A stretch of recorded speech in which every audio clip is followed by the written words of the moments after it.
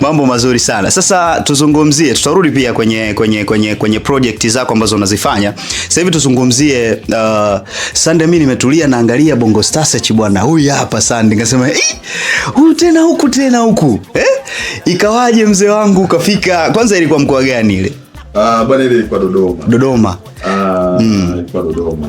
Ikawaje? Yaani mpaka tukasema ngoja tuende pale tukajijaribu na sisi ama tufanye kitu. Mimi wakati napambana kuonana na baadhi ya watu mbalimbali, naweza kumzungumzia mfano Mali Mruge Mtaba. Watu kadha wa kadha ambao walikuwa wakidili na muziki, nilikuwa nikitamani sana nionane nao. Mfano, nilikuwa nikitamani sana kuonana na Master J. Sure. Nilikuwa nikitamani sana kuonana na Madam Rita. Nilikuwa nikitamani sana kuonana na Salama. Kwa sababu Salama pia alikuwa ni mshikaji wa brother wangu ambao tayari ni marehemu kakangu mimi ambao ni mkubwa. Alikuwa ni mtu yuko naye karibu ambaye alikuwa ni mmiliki wa kampuni ya Future Century Limited.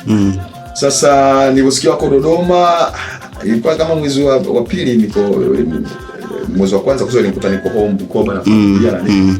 Nikasema hivi lazima kituo changu cha kwanza kiwe Dodoma. Nikafanya utaratibu wa makazi na kadhalika kwa niaba ya kufanya pia mazoezi. Nakubali. Lakini pia nikawa nasikia taarifa nyingi sana kama Madam Rita ni wa Bukoba.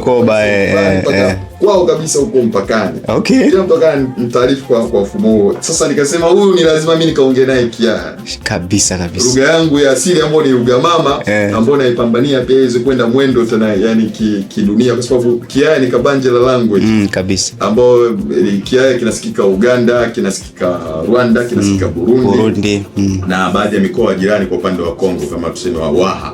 Waha pia ni watani wa Waha. Kwa hiyo Kiaya ni Afrika. Ubantu ni mwingi.